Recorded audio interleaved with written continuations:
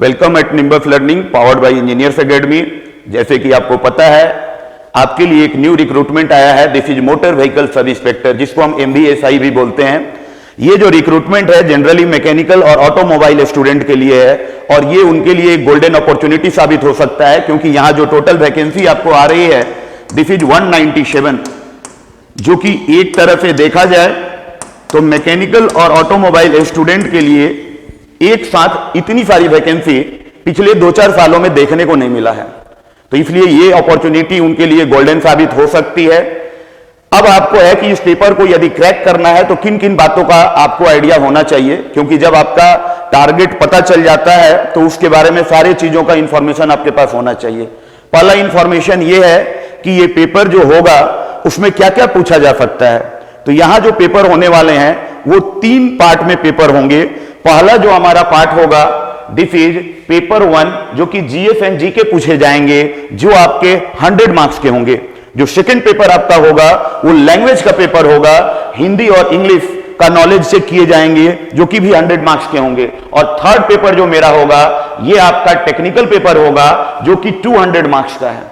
Technical आपके 200 marks के हैं, यानी कहीं ना कहीं टेक्निकल का वेटेज काफी ज्यादा है।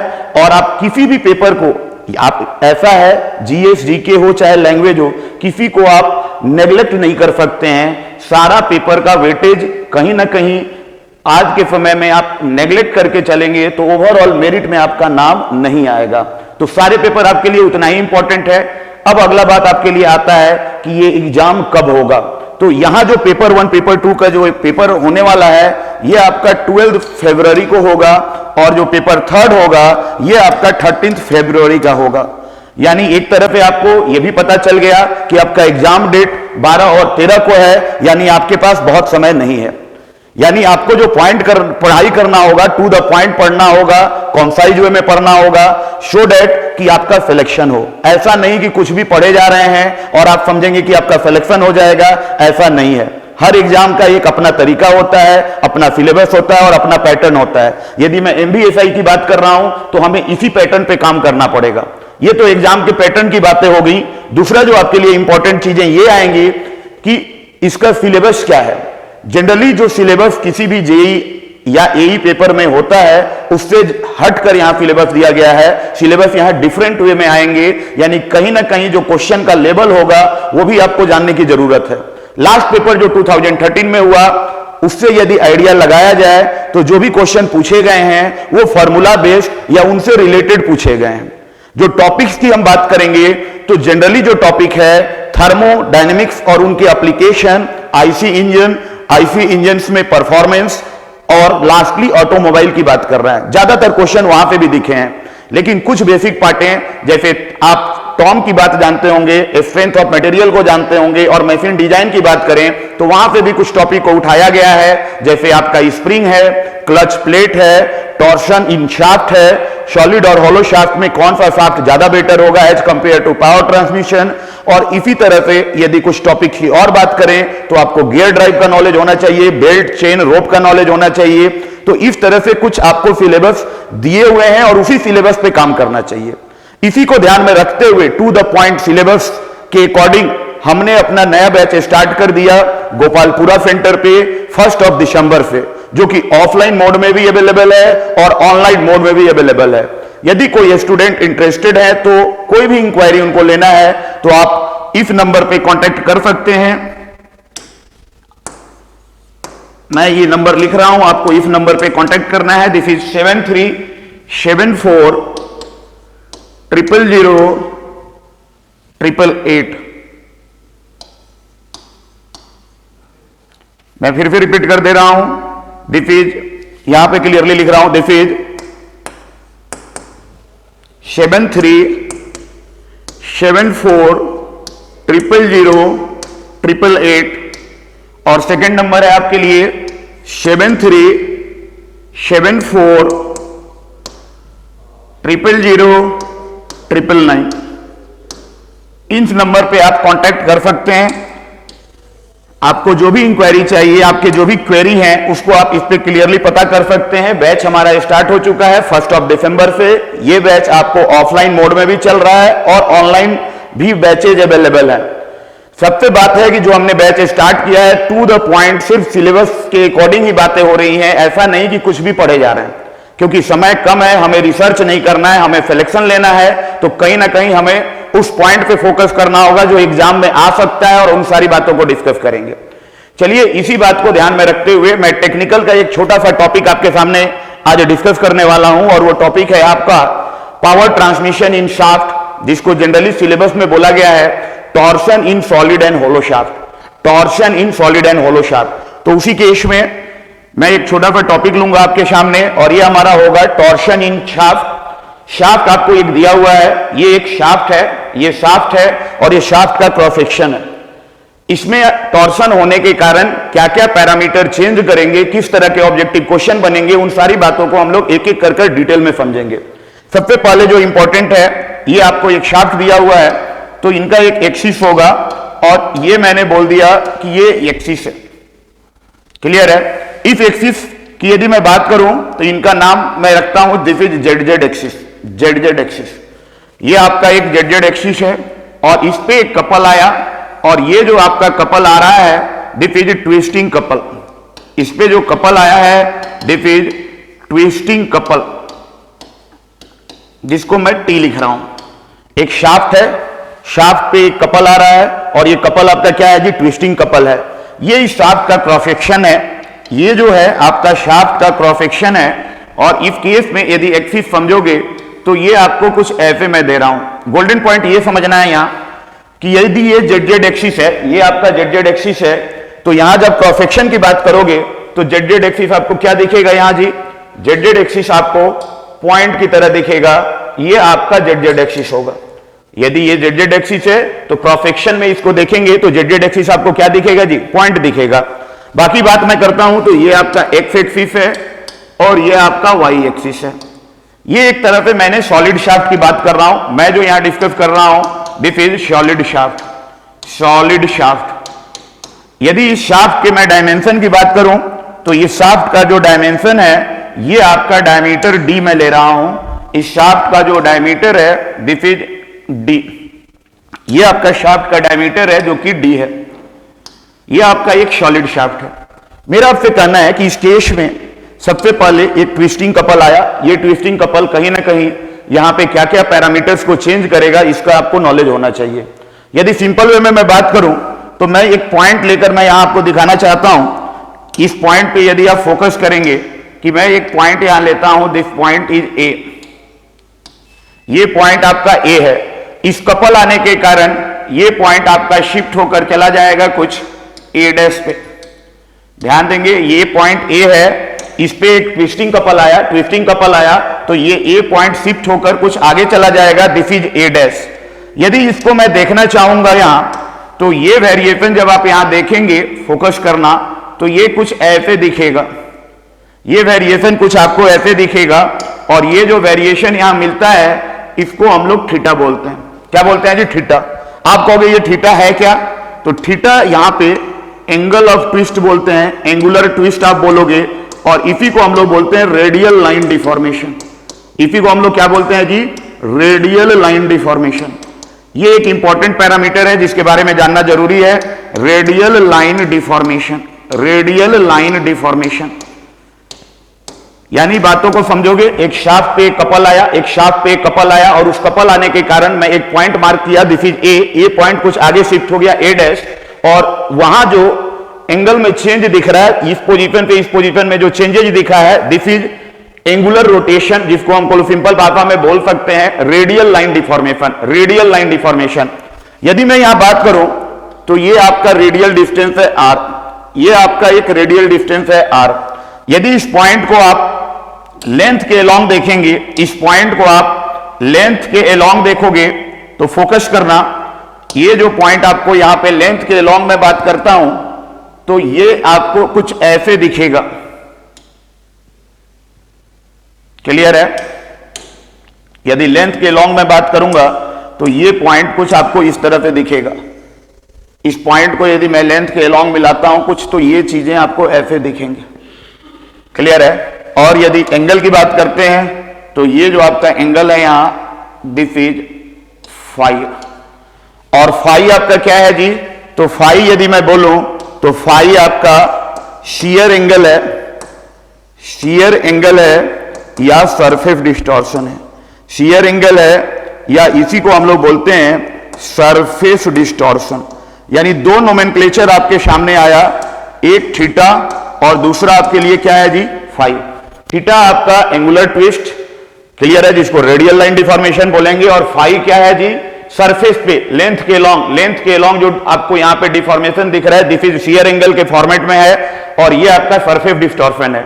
सेकंड चीज आपको ध्यान रखना है कि इस केस में एक टॉर्सन फॉर्मूला आएगा और उस फॉर्मूला में एक वर्ड आता है polar moment of inertia. Polar moment of inertia, polar moment of inertia आप कैसे समझेंगे? तो ध्यान देना, जनरली जो हमारे पास मैं बात करूंगा तो आपके पास एक टर्म आएगा polar moment of inertia, polar moment of inertia, जिसको मैं जनरली जे से रिप्रेजेंट करता हूं। आपको पता है कि जैसे मैं पिछले केस में आई एक्स एक्स या आई वाई वाई की बात करूं तो यहां पे आप आई एक्स एक्स यदि मैं बोलता हूं तो बेंड इस केस में पाई बाई 64 डी का पावर 4 होगा। सिमिलरली यदि मैं आई वाई वाई की बात करूं तो आई वाई वाई भी आपका this is pi by 64 D का पावर 4 होगा। ये आपका मोमेंट ऑफ इनर्शिया है, पाई बाई 64 डी का पावर 4। इसी केस में यदि आपको आई जेड जेड लिखना हो तो आई जेड जेड आप क्या लिखेंगे जी? This is I X X plus I Y Y. ये कहां पे लिख रहे हैं हम लोग? This is perpendicular axis theorem, this is perpendicular axis theorem. ये आपका जो थ्योरम है this is perpendicular axis theorem, जो कि बेसिक मैकेनिक्स से हम लोग ले रहे हैं ये थ्योरम, परपेंडिकुलर एक्सिस थ्योरम। जब यहां वैल्यू रखेंगे तो ये चीजें आपको आ जाएंगी, दिस इज 64 का power D, this is pi by 64 D का पावर 4, तो ये आपका हो जाएगा this is pi by 32 D का पावर 4। ये आपका आई जेड जेड है, और यही इस केस में आपका जे कहलाएगा, जिसको मैं पोलर मोमेंट ऑफ इनर्शिया बोल रहा हूं, पोलर मोमेंट ऑफ इनर्शिया बोल रहा हूं। यानी जो अब टॉर्शन आएगा इस केस में, यदि आपको जो मोमेंट ऑफ इनर्शिया लिया जाता है उसको हम बोलते हैं polar moment of inertia. Rotation के कारण किस एक्सिस का कहानी है तो समझ लेंगे। यहां जो एक्सिस है ये जेड एक्सिस, ये जो कपल आ रहा है कुछ ऐसे आ रहा है, ये ऐसे है, ऐसे कपल आ रहा है। ये जो ट्विस्टिंग कपल आया है कुछ ऐसे आया है। यदि मैं आपको ऐसे दिखाऊंगा तो ये कपल इसके क्रॉस सेक्शन के पैरेलल है, ये जो कपल आ रहा है इसके क्रॉस सेक्शन के पैरेलल है। ये शाफ्ट की तरह ट्रीट करते हो तो क्रॉस सेक्शन के पैरेलल है, और जो एक्सिस है जेड जेड एक्सिस, जो लॉन्गिट्यूडनल एक्सिस है, वो इस कपल पे परपेंडिकुलर है। दो क्वेश्चन यहां बन सकता है, ये कपल क्रॉस सेक्शन के पैरेलल है और ये जो एक्सिस है इस पे परपेंडिकुलर है। जो मैं थीटा दिखाने की बात बोल रहा था कि मैंने एक यहां पॉइंट मार्क किया, ध्यान देंगे इस केस में मैंने एक पॉइंट मार्क किया यहां पे, ये पॉइंट थोड़ी देर में आगे शिफ्ट होकर यहां चला जाएगा। तो ये जो डिफॉर्मेशन यहां थीटा दिख रहा है, ये जो थीटा दिख रहा है, यही आपका रेडियल लाइन डिफॉर्मेशन है जो एंगुलर ट्विस्ट है। इसी को यदि हम लेंथ के लॉन्ग देखेंगे, इसी को मैं यहां पे लेंथ के लॉन्ग दिखाऊंगा तो ये आपका फाई होगा जो कि सरफेस डिस्टॉर्शन होगा। तो ये दो नोमेनक्लेचर आपको क्लियर होने चाहिए कि थीटा आपका क्या है और फाई क्या है। सेकेंड चीज हमारे लिए था कि समझना कि हम क्यों आई जेड जेड ले रहे हैं और उसी को हम पोलर मोमेंट ऑफ इनर्शिया बोलते हैं। तो इनको समझने के लिए मैंने यहां पे सिंपल वे में पोलर मोमेंट ऑफ इनर्शिया, जो कि ये परपेंडिकुलर एक्सिस थ्योरम के हेल्प से हमने लिखा है, यहां पे हमें पता चल गया कि this is pi by 32 D का पावर 4। ये आपके लिए यहां पे इंपॉर्टेंट फॉर्मूला हो जाएगा। आगे यदि हम बात करेंगे तो ध्यान देना, आपके पास एक फॉर्मूला होता है टॉर्शन फॉर्मूला, आपके पास एक फॉर्मूला होगा दिस इज टॉर्शन फॉर्मूला। यदि मैं टॉर्शन फॉर्मूला की बात करूं तो ध्यान देना, इस कंडीशन में आपके पास this is T by J, this is tau by R is equal to G theta by L. जितने भी क्वेश्चन आपके पेपर में आएंगे सारे इसी फॉर्मूला पे रिलेटेड क्वेश्चन आएंगे। ध्यान दें, जितने भी क्वेश्चन आएंगे यदि ये फॉर्मूला आपको नॉलेज है तो इस टॉपिक के सारे क्वेश्चन जो कि पावर ट्रांसमिशन, सॉलिड और होलो शाफ्ट की बात कर रहे हैं, ये सारी चीजें यहां पे क्लियर हो जाएंगी। पहला इंपॉर्टेंट चीज है कि नोमेनक्लेचर जानना। तो यहां टी जो है आपका वो ट्विस्टिंग कपल है, जो ट्विस्टिंग कपल हमने दिखाया था वो आपका यहां टी है, क्लियर है। जे की बात मैं करता हूं तो जे आपके लिए पोलर मोमेंट ऑफ इनर्शिया है, polar moment of inertia, polar moment of inertia. This is, आगे यदि मैं बात करूंगा टॉ के बारे में तो टॉ आपका यहां पे टॉर्सनल शियर स्ट्रेस है। ध्यान देंगे, दो तरह का शियर होता है, एक होता है डायरेक्ट शियर और एक होता है टॉर्सनल शियर। तो यहां जो टॉ है आपके लिए, this is torsional shear stress. यदि आगे मैं बात करता हूं, आर एक रेडियल डिस्टेंस है जो सेंटर से मेजर होगा, ये एक रेडियल डिस्टेंस है जो कि सेंटर से आप मेजर कर सकते हैं। आपके लिए यहां जी क्या है, तो जी ध्यान देंगे, जी आपका shear modulus, shear modulus Hindi में इसको हम लोग बोलते हैं कर्तन मापक, शियर मॉडुलस या मॉडुलस ऑफ रिजिडिटी बोलेंगे, मॉडुलस ऑफ रिजिडिटी बोलेंगे। ध्यान देना, जो अगला हमारे लिए थीटा है, this is angular twist, angular twist, angular twist and last nomenclature है एल, तो this is length of shaft, this is length of shaft, length of shaft. Clear है? तो ये आपके पास नोमेनक्लेचर है, जो हमारा बेसिक फार्मूला है T by J tau by R is equal to G theta by L, और जो भी क्वेश्चन बनेंगे इसी से आपको बनेंगे। इस फार्मूले का हम लोग आगे एप्लीकेशन देखेंगे कि क्या क्या बोला जा रहा है। मैंने T by J tau by R G theta by L की बात कर लिया। ध्यान देना यहां पे, इसमें हमने फर्स्ट केस आपको ले रहे हैं, this is T by J is equal to tau by R. ये मैंने वहां पे फर्स्ट फार्मूला लिया, तो यहां पे टॉ यदि आप लिखेंगे तो this is T by J into R. Clear है? यानी इसको यदि आप समझो कि ये क्या बोलना चाह रहा है, तो यदि मैं शाफ्ट का क्रॉस सेक्शन दिखाऊंगा, शाफ्ट का मैं क्रॉस सेक्शन दिखाऊंगा, तो क्रॉस सेक्शन कुछ ऐसे होगा। क्रॉस सेक्शन समझ में आता होगा? जैसे मान लीजिए ये एक शाफ्ट है, ये आपका एक शाफ्ट है, तो इसका क्रॉस सेक्शन देखना है तो ये इसका क्रॉस सेक्शन होगा। मैं ऐसे दिखा रहा हूं तो आपको सिर्फ क्या दिख रहा होगा, ये एक सर्कल दिख रहा होगा, आपको जो सामने पे दिख रहा होगा सिर्फ ये सर्कल दिख रहा होगा। तो ये इसका क्रॉस सेक्शन है, इस शाफ्ट का ये क्रॉस सेक्शन है। ध्यान देंगे, जनरली अब हम शाफ्ट ना ड्रॉ करके क्रॉस सेक्शन पे बात करेंगे। ये शाफ्ट का क्रॉस सेक्शन है और इसको हम लोग सॉलिड शाफ्ट की तरह ट्रीट कर सकते हैं। ये एक सॉलिड शाफ्ट की तरह आप ट्रीट कर सकते हो। ये आपका एक सॉलिड शाफ्ट है, सॉलिड शाफ्ट है। क्लियर है? सोलो की भी बात करेंगे, ये आपका एक सॉलिड शाफ्ट है। इस कंडीशन में आपको जानना है कि आपके पास जैसे शाफ्ट दे दिया मैंने, फोकस करना कि आपको जैसे शाफ्ट मैंने यहां बता दिया कि ये एक शाफ्ट है, तो इस केस में ये डिस्टेंस आपको पता है, ये डिस्टेंस आपका डी होने वाला है। ये डायमीटर मैंने डी ले लिया। क्लियर है? ये शाफ्ट का सेंटर है।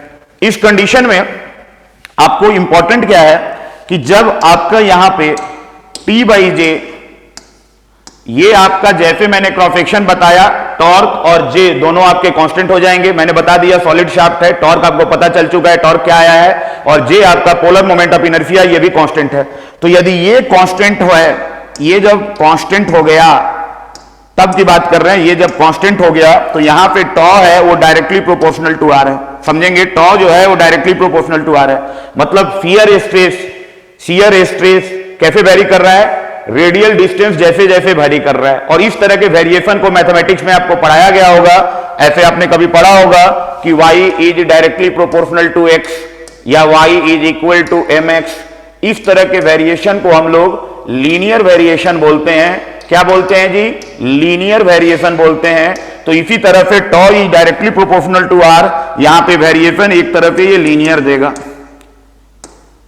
यानी इससे क्या पता चल रहा है कि आर आपका बढ़ेगा तो शियर बढ़ेगा, आर घटेगा, रेडियल डिस्टेंस घटेगा तो शियर घटेगा। क्लियर है बातें? रेडियल डिस्टेंस बढ़ेगा, रेडियल कहां पे डिस्टेंस मेजर होगा? तो आपको भी पता है कि रेडियल डिस्टेंस जो यहां मेजर होगा, प्लीज ध्यान देंगे, रेडियल डिस्टेंस जो भी आप मेजर करेंगे ये आपका सेंटर डिस्टेंस होगा। यहां पे सारी बातें होंगी।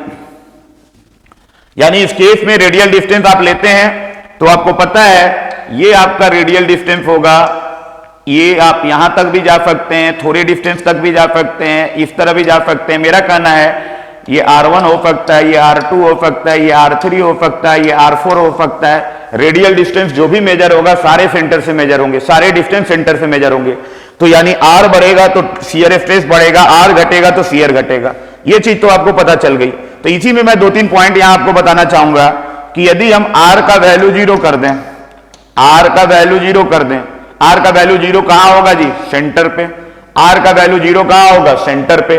R का वैल्यू 0 कहां होगा? सेंटर पे। तो उस कंडीशन में जब R 0 हो जाएगा, यहां पे R 0 हो जाएगा, तो शियर स्ट्रेस आपका क्या आएगा जी? 0 आ जाएगा, 0 आ जाएगा। यानी हम कहां बात कर रहे हैं? सेंटर पे।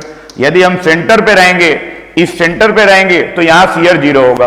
बहुत बार ऑब्जेक्टिव क्वेश्चन में ऐसे पूछ लिया गया है कि शियर कहां पे 0 होता है, तो शाफ्ट के सेंटर पे बात करते हैं, जहां का रेडियल डिस्टेंस 0 होगा, वहां पे आपको शियर 0 मिलेंगे। अब आपको यह जानना है कि ये मैक्सिमम कहां होगा, ये मैक्सिमम कहां होगा। तो जनरली आप जान रहे हैं आर बढ़ेगा तो शियर बढ़ेगा, आर घटेगा तो शियर घटेगा। आर का वैल्यू जहां ज्यादा होगा, आर का वैल्यू ध्यान देंगे, जब आर का आपने वैल्यू आर मैक्स रख दिया, मतलब सबसे बड़ा रेडियल डिस्टेंस आपने रख दिया, उस कंडीशन में जो शियर का वैल्यू आएगा वो आपका मैक्सिमम शियर आएगा। उस समय जो आपका शियर का वैल्यू आएगा और वो मैक्सिमम आएगा। और वो कहां आएगा जी? तो आपको पता होना चाहिए, इस पॉइंट से सबसे बड़ा रेडियल डिस्टेंस ये है, यहां पे। यानी जब इसके सर्कमफरेंस की हम बात करते हैं, जो सबसे बड़ा रेडियल डिस्टेंस होगा, वहां पे आपके शियर मैक्सिमम आएंगे। तो शियर आपके कम कहां आएंगे या 0 कहां आएंगे और मैक्सिमम कहां आएंगे, ये दोनों बात आपको पता चल गया। अगला क्वेश्चन होगा कि 0 से जो मैक्सिमम गया है या 0 से जो मिनिमम की तरफ कंडीशन पे बात कर रहा होगा, इनका वेरिएशन कैसे होगा? तो वेरिएशन आपका लीनियर होगा।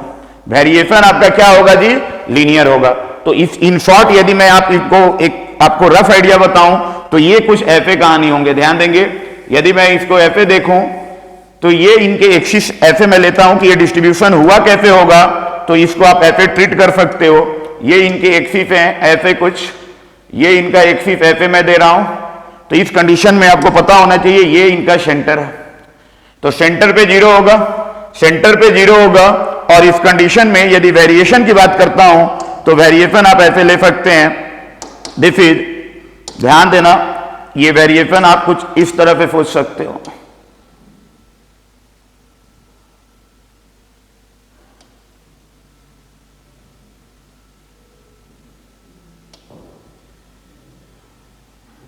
ये आपका मैक्सिमम रेडियल डिस्टेंस है, यहां पे ये लीनियर वेरिएशन कुछ ऐसे करेगा, ये कुछ वेरिएशन ऐसे आएगा जो कि वेरी करते हुए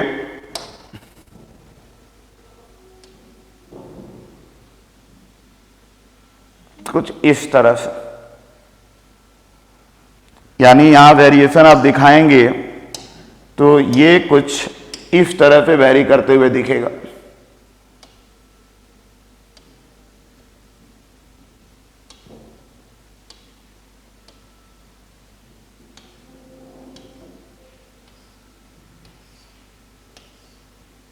फिर से मैं रिपीट कर रहा हूं, चीजों पे फोकस करेंगे।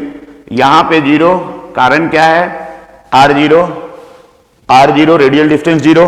R जब 0 होगा तो शियर आपके 0 आएंगे। कहोगे ये कहां पे पता चला? इस फॉर्मूले से। R बढ़ेगा तो शियर बढ़ेगा। आप कहोगे टी आपका कांस्टेंट है, जो भी एक बार ट्विस्टिंग कपल आ गया कांस्टेंट है, और जे भी इसका कांस्टेंट है। जे आपको पता है कि ऑलरेडी जे जो होगा यहां, दिस इज π/32 इंटू डी का पावर 4 होगा। तो यहां पे क्या क्या ऑब्जेक्टिव क्वेश्चन बने? यहां पे ऑब्जेक्टिव क्वेश्चन यही बना कि शियर स्ट्रेस शाफ्ट के अंदर कैसे वेरी करता है। तो शाफ्ट के अंदर यदि शियर स्ट्रेस की हम बात करेंगे, तो जहां पे रेडियल डिस्टेंस कम है वहां पे शियर कम होगा, जहां रेडियल डिस्टेंस ज्यादा है वहां ज्यादा होगा, और वेरिएशन लीनियर होगा। 0 कहां मिल रहा है? तो 0 आपको सेंटर पे मिल रहा है। 0 आपको कहां मिल रहा है? तो 0 आपको सेंटर पे मिल रहा है। ध्यान देंगे, नेक्स्ट जो हमारे लिए ऑब्जेक्टिव क्वेश्चन यहां बन सकता है कि अभी हमने जो फॉर्मूला लिखा, this is tau is equal to, ध्यान देना, this is tau is equal to T/J into R। यदि यहां पे मैं मैक्सिमम शियर लिखना चाहूं, मैक्सिमम शियर, तो this is T/J into R max होगा। मैक्सिमम शियर यदि मैं लिखना चाहूं तो T/J इंटू R मैक्स होगा। क्लियर है? क्योंकि T और J तो आपको कांस्टेंट है, तो फाइनली आपको R बढ़ाओगे तो शियर बढ़ेगा, R बढ़ाओगे तो शियर बढ़ेगा। तो इसी कंडीशन में आप ध्यान देंगे कि आप इनके वैल्यूज को जब पुट करेंगे, J का वैल्यू आपका π/32 D का पावर 4 और R मैक्स, तो मैक्सिमम R आपको यहां पे कितना मिलेगा? तो ये आपका मैक्सिमम R होगा। ये जो आपका होगा इस केस में, दिस इज मैक्सिमम R। ध्यान दें, ये आर मैक्स, ये आपका वो मैक्सिमम आर होगा और ये वैल्यू आपको आर मैक्स देगा, आराम से समझ लें। और ये कितना होगा, तो ये d/2 होगा, पूरा d है तो ये वैल्यू d/2 होगा। तो इसको हम इजीली यहां ले सकते हैं, ये वैल्यू मैंने यहां d/2 ले लिया। तो फाइनली जब यहां आप ये करेंगे तो ये आपको चला जाएगा 3 टाइम्स और ये आपका 16। तो यहां पे आपके लिए एक फॉर्मूला बन गया 16t/πd³, 16t/πd³। ऑफकोर्स हम लोग किस शाफ्ट की बात कर रहे हैं, सॉलिड शाफ्ट की बात कर रहे हैं, क्योंकि सॉलिड शाफ्ट होने के कारण ही हमने जे का वैल्यू लिया है। बिल्कुल मैं ये सॉलिड शाफ्ट की बात कर रहा हूं, सॉलिड शाफ्ट की बात कर रहा हूं, कंफ्यूज नहीं होना है, सॉलिड शाफ्ट की बातें हो रही हैं। सेकेंड जो इंपॉर्टेंट चीज है, इसी फॉर्मूला पे आपको दिखेगा कि यदि मैं आपसे टी जानना चाहता हूं तो मैक्सिमम शियर इंटू πd³/16, ये आपको यहां ट्विस्टिंग कपल का रिलेशन आया। और इससे एक इंपॉर्टेंट कंक्लूजन बना आपके लिए कि जो टॉर्क है वो प्रोपोर्शनल है d³ के। टॉर्क जो है आपका प्रोपोर्शनल है d³ के, यानी ट्विस्टिंग कपल डायमीटर के क्यूब के प्रोपोर्शनल है। इस तरह के ऑब्जेक्टिव बहुत बार पूछे गए हैं, क्लियरली ध्यान देंगे। पावर ट्रांसमिशन से रिलेटेड भी यहां क्वेश्चन बनता है। आपको पता होना चाहिए कि पावर जो होता है this is torque into omega, जो कि आप ऐसे भी लिख सकते हैं टॉर्क इंटू 2πn/60, ये आपका पावर है। मैंने आपको एक केस दिया कि कोई शाफ्ट है और उस शाफ्ट का डायमीटर हमने डबल कर दिया या ट्रिपल कर दिया, कुछ भी वैसा क्वेश्चन आपको दिया जाए, बोला जाएगा स्पीड सेम है तो बताइए पावर ट्रांसमिशन कितने टाइम्स बढ़ जाएगा। क्वेश्चन क्लियर है। तो इस तरह के क्वेश्चन को करने के लिए पावर टॉर्क इंटू ओमेगा होता है। जब स्पीड सेम है तो एन तो चेंज करेगा नहीं, पावर किस पे डिपेंड करेगा, टॉर्क पे, और टॉर्क किस पे डिपेंड करेगा, डायमीटर पे। टॉर्क किस पे डिपेंड करेगा, डायमीटर पे। यदि आप डबल करेंगे तो 2d का क्यूब लिखेंगे, ट्रिपल करेंगे तो 3d का क्यूब लिखेंगे। तो इस तरह पे क्वेश्चन पूछता है कि पावर कितने टाइम्स बढ़ जाएगा, डबल हो जाएगा, 8 टाइम्स हो जाएगा, 16 टाइम्स हो जाएगा, 32 टाइम्स हो जाएगा। तो क्वेश्चन को ध्यान पे पढ़ेंगे, पावर और टॉर्क के बीच में ये रिलेशन है और टॉर्क और डायमीटर के बीच में ये रिलेशन है। तो इस तरह का एक सिंपल क्वेश्चन बहुत बार आया है, इस पे आपका फोकस होना चाहिए। इसी फॉर्मूले को कभी कभी ऐसे घुमाकर पूछ लेता है कि यदि आपको डायमीटर लिखना होगा उस सॉलिड शाफ्ट का तो क्या लिखेंगे, तो दिस इज 16t/π/τ_max, जहां पे आप इजीली लिख सकते हैं कि आपका जो डायमीटर है 16t/π/τ_max का पावर 1/3। तो ये भी क्वेश्चन आया हुआ है, इस तरह से भी चीजें पूछ ली जाती हैं, ये चीजें आपको क्लियर होनी चाहिए। क्लियर है। तो हमने सिंपल से एक फॉर्मूले पे सारी बातों को डिस्कस कर रहे हैं कि क्या क्या चीजें हैं। ये आपका बेसिक फार्मूला है जो कि टॉर्सन फार्मूला पे हमने लिया है। इसको जब मैंने यहां मैक्सिमम किया, इसको हमने जब मैक्सिमम किया तो आर का मैक्सिमम वैल्यू आया है, आर का मैक्सिमम वैल्यू। सॉलिड शाफ्ट है तो ये सॉलिड शाफ्ट के लिए आप लिख सकते हो। यही चीज मैं होलो शाफ्ट पे भी कर सकता हूं, यही काम मैं होलो शाफ्ट पे भी कर सकता हूं। ये आपका पावर ट्रांसमिशन है, ये आपका ओमेगा एंगुलर रोटेशन 2πn/60 और पावर आपका टी टॉर्क। एन किस में रहता है, यहां ध्यान देना, एन जो यहां है रिवॉल्यूशन पर मिनट में है।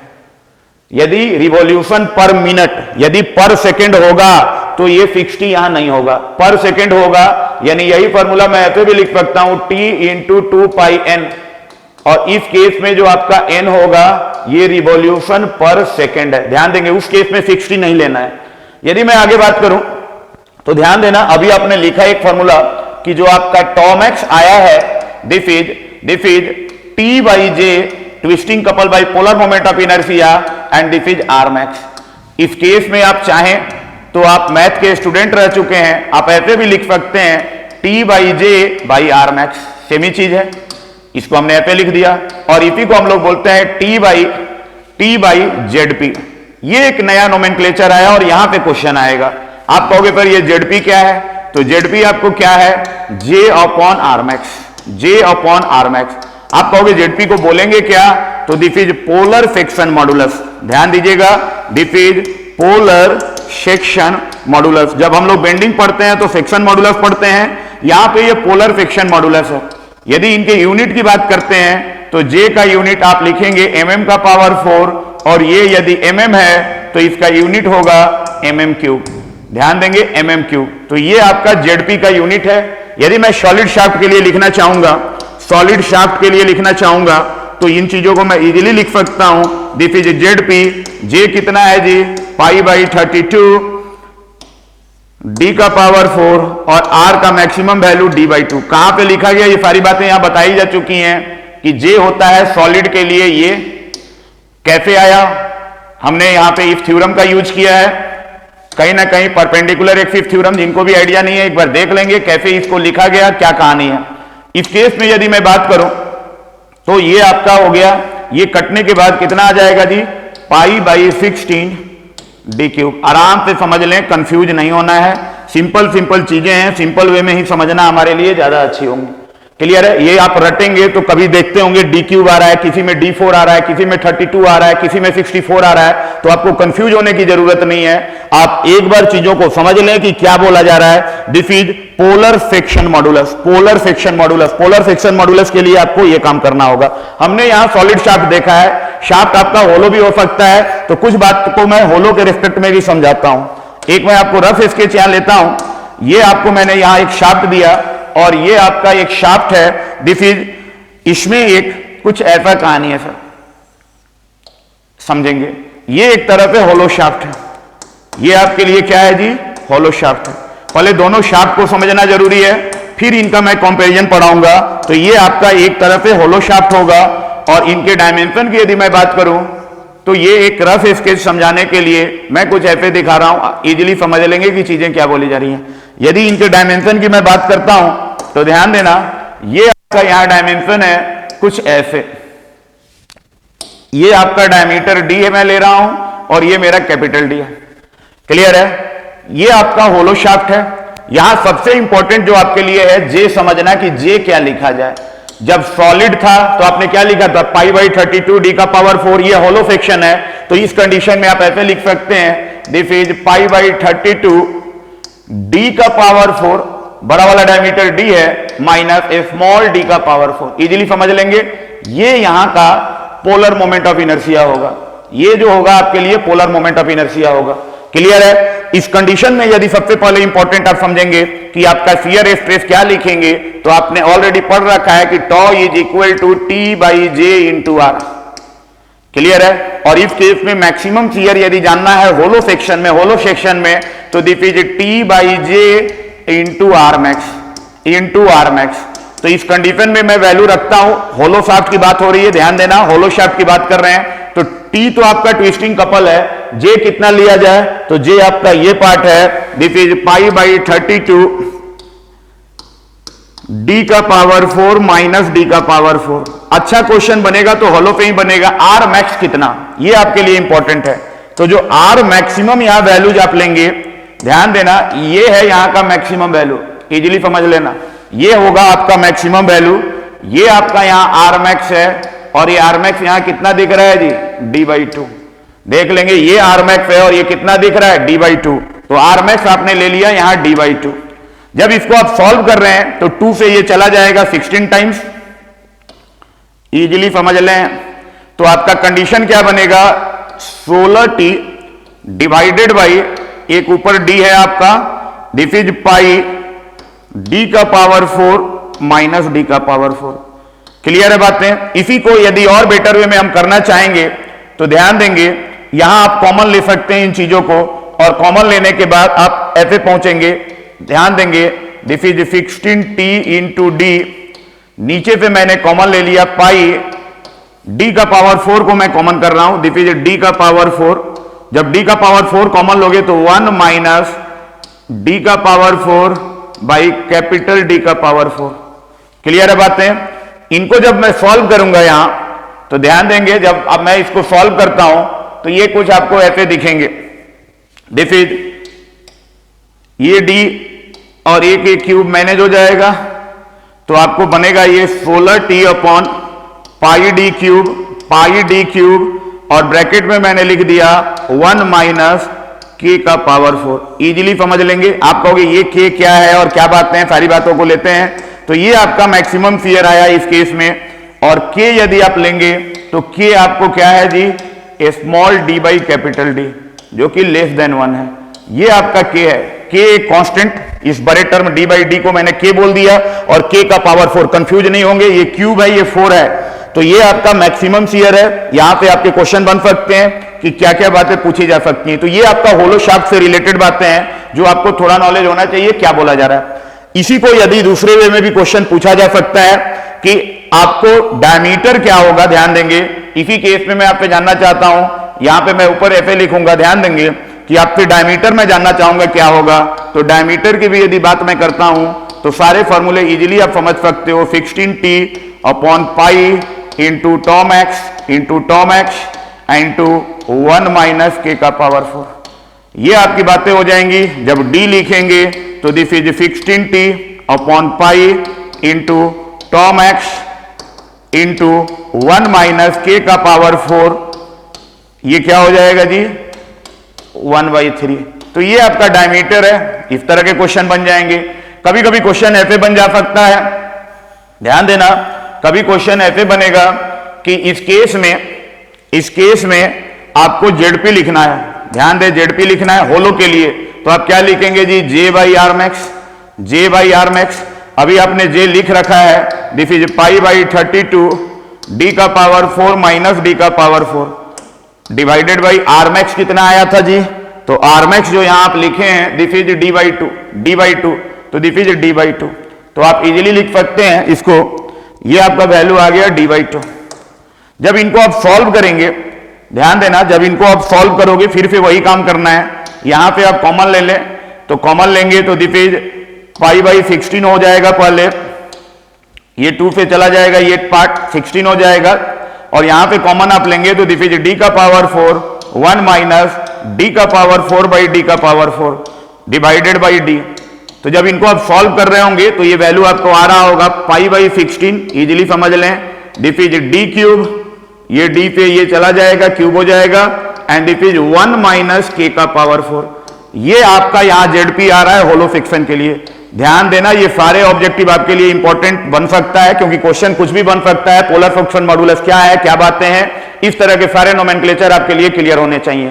तो हमने क्या किया, पहले सॉलिड के बारे में सारे नॉलेज को देखा कि सॉलिड होगा तो क्या होगा, सॉलिड में क्या शियर स्ट्रेस आएंगे।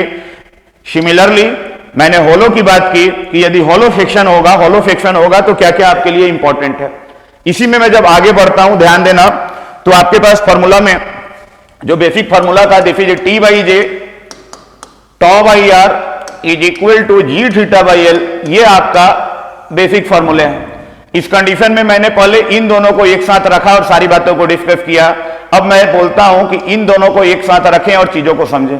तो जब मैं इन दोनों को एक साथ रखूंगा, tau by R is equal to G theta by L, यहां पे आपका टॉ जो होगा this is G theta R by L, और यहां पे भी आपको पता चल रहा है कि शियर स्ट्रेस जो है, इसको भी यदि आप देख रहे हो तो shear stress is directly proportional to R. जहां का आर ज्यादा वहां शियर ज्यादा, जहां आर ज्यादा वहां शियर ज्यादा। क्लियर बात है। तो इस कॉन्सेप्ट को भी आप समझ सकते हैं, इस फॉर्मूले का भी यूज किया जा सकता है। एक आपको अच्छा एग्जांपल मैं समझाना चाहता हूं, ध्यान देंगे। आपसे मैं एक क्वेश्चन पूछा कुछ इस तरह का, समझेंगे और देखते हैं सही आंसर कैसे आएगा। मेरा कहना है कि आपको मैंने एक क्वेश्चन ऐसे दिया और ये कुछ एक मैंने क्रॉस सेक्शन दिया है, ये मैंने एक क्रॉस सेक्शन दिया है, और इस क्रॉस सेक्शन में सॉलिड शाफ्ट के बारे में बातें हो रही हैं। ये आपका क्रॉस सेक्शन है और इस केस में मैं सॉलिड शाफ्ट की बात कर रहा हूं। मेरा क्वेश्चन आपसे ये है, क्वेश्चन आराम से समझेंगे। क्वेश्चन में ऐसे पूछा कि इस केस में ये एक पॉइंट दिया हुआ है कुछ ऐसे, ये एक पॉइंट आपको इस तरह मैंने दे दिया और इसमें मैंने इनको मार्क कर दिया, this is A, this is B and this is C. ये 3 पॉइंट हैं, ये 3 पॉइंट हैं। ये एक तरह का सॉलिड शाफ्ट है, ये आपका एक सॉलिड शाफ्ट है, और इस केस में आपको 3 पॉइंट दिए गए हैं ए बी सी। मेरे को इस केस में शियर स्ट्रेस जानना है, उसका रिलेशन मैं आपसे पूछ लिया। कुछ ऑप्शन मैंने दे दिए, यहां पे ध्यान दें। पहला ऑप्शन दिया कि शियर ए पे जो आएगा वही बी पे आएगा और वही शियर सी पे आएगा। दूसरा मैंने क्वेश्चन यहां दे रहा हूं कि फियर ए पे जो आएगा वो ज्यादा आएगा एज कंपेयर टू बी, और उससे ज्यादा आएगा सियर सी पे। यदि मैं सी की बात करता हूं तो ध्यान दें, सियर ए पे सबसे कम होगा, उससे ज्यादा बी पे, और उससे ज्यादा सी पे। और एक ऑप्शन मैं दे रहा हूं डी, जहां पे मैं ऐसे बोल रहा हूं कि सियर ए और सियर बी बराबर है और इसका वैल्यू ज्यादा है सी के कंपेयर में। इस तरह से क्वेश्चन दे दिया गया। क्वेश्चन क्लियर है? एक सर्कुलर शाफ्ट दिया गया है, उस पर एक ट्विस्टिंग कपल आया है, और उस ट्विस्टिंग कपल आने के बाद मैंने कुछ पॉइंट लिए हैं, ए बी सी मैंने बताया। मैं जानना चाहता हूं सियर कहां ज्यादा होगा। तो इस क्वेश्चन को करना है तो काफी बेसिक क्वेश्चन है, काफी फंडामेंटल है, आपको इजीली कर सकते हैं, बस फंडामेंटल चीजों का नॉलेज होना चाहिए। और वो हमारे लिए क्या है जी? टॉ का नॉलेज होना। Tau is directly proportional to R. ये बात पीछे भी डिस्कस हो चुका है। जहां का आर ज्यादा होगा वहां का सियर ज्यादा होगा, जहां का आर कम होगा वहां का सियर कम होगा। आप ऑलरेडी मैथ के स्टूडेंट हो, आप जानते हो इस बात को कि इस केस में सर्कल की रेडियस की बात करेंगे तो ये भी एक रेडियस है और ये भी एक रेडियस ही है, दोनों आपका सेम ही है। क्लियर है? लेकिन ये जो डिस्टेंस है, ये वाला जो रेडियल डिस्टेंस दिख रहा होगा, ये जो रेडियल डिस्टेंस दिख रहा है ये कम है। यानी यदि मैं सिंपल वे में बात करूं तो यदि मैं रेडियस लिखना चाहूंगा तो ये रेडियस यदि मैं आर ए बोल रहा हूं, ये रेडियस मैं आर सी बोल रहा हूं, और ये रेडियस मैं आर बी बोल रहा हूं। आपको पता है कि आर ए बराबर आर बी है, आर ए बराबर आर बी है, और इनका वैल्यू है वो ज्यादा है आर सी से। अरे रेडियल डिस्टेंस आपको भी पता है, सर्कल में ये एक रेडियल डिस्टेंस है, पूरा मैक्सिमम रेडियस यही है, ये जितना है उतना ही आर ए जितना है उतना ही आर बी है, और ये कहीं ना कहीं आर सी से ज्यादा है। और हम जानते हैं टॉ आर के प्रोपोर्शनल है, तो यहां पे हम बोल सकते हैं कि टॉ वे होगा वो बराबर होगा टॉ बी से, और ये कहीं ना कहीं ज्यादा होगा टॉ सी से। तो यहां पे हमारे लिए ऑप्शन क्या हो जाएंगे? Option D. ऑप्शन हमारे लिए क्या हो जाएंगे जी? Option D. तो इस तरह की चीजों को बहुत बार पूछा गया है, और इन सारी बातों का आपको नॉलेज होना चाहिए कि ये क्या कहना चाह रहा है। बेसिक फंडामेंटल है। इसी कंडीशन में मैं आगे बढ़ता हूं, ध्यान देंगे। तो आपके पास जो फॉर्मूला है T by J tau by R is equal to G theta by L. इस केस में मैं इन दोनों को बराबर करना चाहता हूं और कुछ बातों को समझाऊंगा। तो this is T by J, this is G theta by L. तो यहां पे आप इजीली लिख सकते हैं theta is equal to T L by G J, theta is equal to T L by G J. Angular twist है, इस फॉर्मूले पे बहुत सारे क्वेश्चन बन सकते हैं, काफी इंपॉर्टेंट है। यहां जो जी और जे है, इसको हम लोग बोलते हैं टॉर्सनल रिजिडिटी। क्या बोलते हैं जी? Torsional rigidity. Torsional rigidity. एक बार शाफ्ट डिसाइड हो गया, शाफ्ट जब आपका डिसाइड हो जाएगा तो ये वैल्यू कांस्टेंट आएगा जी इंटू जे। मैंने एक शाफ्ट दे दिया, ये एक शाफ्ट है, तो इसका मटेरियल फिक्स है और क्रॉस सेक्शन के कारण जे फिक्स हो गया। तो जी और जे एक तरह का कांस्टेंट पैरामीटर है, इसको हम लोग बोलेंगे टॉर्सनल रिजिडिटी। और यहीं पे एक टर्म आता है जीजे बाई एल, जीजे बाई एल, जिसको हम लोग लिखते हैं टॉर्सनल स्टिफनेस, जिसको हम लोग लिखते हैं टॉर्सनल स्टिफनेस। कहोगे ये फॉर्मूला आया कैसे होगा? तो जनरली जब हम स्टिफनेस की बात करते हैं, ध्यान देना, जब मैं स्टिफनेस की बात करूंगा तो स्टिफनेस की जब भी बातें होंगी तो जो टॉर्सनल स्टिफनेस हम लिखते हैं कुछ ऐसे लिखते हैं, दिस इज टॉर्सनल स्टिफनेस। ये जो आप लिखेंगे कुछ इस तरह से समझेंगे, टी बाई थीटा। जैसे आपने स्प्रिंग के केस में स्टिफनेस लिखा था तो लोड अपॉन डिस्प्लेसमेंट या लोड अपॉन डिफॉर्मेशन, इस तरह का कंडीशन है, तो this is T upon theta. यहां मैंने टी रखा और थीटा का वैल्यू हमने निकाल रखा है टी एल अपॉन जी जे। तो इस कंडीशन में ये टी टी मैनेज हो जाएगा, तो ये वैल्यू आपका आएगा जी जे बाई एल। तो ये सारी बातों का नॉलेज होना चाहिए। क्वेश्चन यहां पे बहुत सारे बन जाते हैं कि यदि टॉर्सनल रिजिडिटी ज्यादा होगा तो क्या होगा, फेल होने के चांसेस क्या हैं। तो इन सारी बातों को ध्यान में रखेंगे कि पहले टॉर्सनल रिजिडिटी बोलते किसके हैं और टॉर्सनल स्टिफनेस क्या होता है। तो ये हमारे इस फॉर्मूले के बेसिक नोमेनक्लेचर हैं कि ये जो हमारा टॉर्सनल फॉर्मूला था, इसमें कौन सा टर्म क्या देना चाहता है और इसके पीछे क्या क्या बातें हैं। अब जो अगला इंपॉर्टेंट पार्ट आता है पावर ट्रांसमिशन से रिलेटेड, क्लियर है, जिसमें आपको यह बताया जाएगा कि सॉलिड शाफ्ट और होलो शाफ्ट में कौन ज्यादा पावर ट्रांसमिट देता है। यह बोलना बिल्कुल सही नहीं है कि सॉलिड ही अच्छा शाफ्ट है या होलो ही अच्छा शाफ्ट है। वो कंडीशन डिसाइड करेगा कि किस कंडीशन में मैं यूज कर रहा हूं, क्या आपके पैरामीटर दिए हैं। कभी हो सकता है कि सॉलिड शाफ्ट ज्यादा पावर ट्रांसमिट करे और हो सकता है कि होलो शाफ्ट भी आपको ज्यादा पावर ट्रांसमिट करे। उसके लिए कंडीशन का नॉलेज होना चाहिए, तो उसको मैं किसी नेक्स्ट वीडियो में आपको डिस्कस करूंगा। चलिए, थैंक यू वेरी मच। फिर से मैं एक बार रिपीट करूंगा कि ये जो वैकेंसी आपके लिए आई है, एक तरह का ये गोल्डन अपॉर्चुनिटी है। इसलिए गोल्डन अपॉर्चुनिटी की बात हो रही है क्योंकि यहां पे जो सीट्स की यदि मैं बात करूं, प्लीज फोकस करेंगे, तो ये आपका 197 सीट जनरली ध्यान देंगे, मैकेनिकल और ऑटोमोबाइल के स्टूडेंट के लिए ये चीज देखने को नहीं मिलता है। लास्ट 2 साल 3 साल 4 साल में आप देखेंगे इस तरह की बड़ी वैकेंसी नहीं आई है। तो इसलिए आप जमकर तैयारी करें, इस चांस को मिस ना करें।